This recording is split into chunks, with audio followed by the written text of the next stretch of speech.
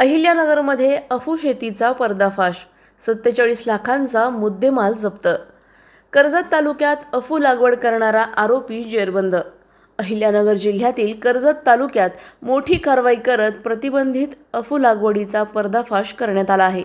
चापडगाव येथे शेतात अफूची शेती करणाऱ्या आरोपीला स्थानिक गुन्हे शाखा आणि कर्जत पोलिसांनी जेरबंद केले.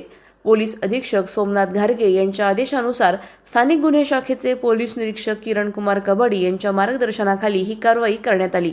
पोलिसांनी परमेश्वर बनसी घनवट या आरोपीला ताब्यात घेतले असून त्यांच्या शेतातून तब्बल 238 किलो वजनाची अफूची झाडे जप्त करण्यात आली.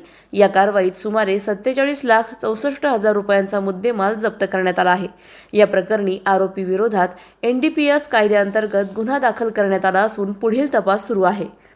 प्रतिनिधी जाकीर शेख, अहिल्यानगर. अधिक माहितीसाठी स्टार इंडिया 1 न्यूज पाहत रहा. चॅनलला सबस्क्राईब करा आणि अशाच अपडेट्ससाठी बेल आयकॉन दाबा.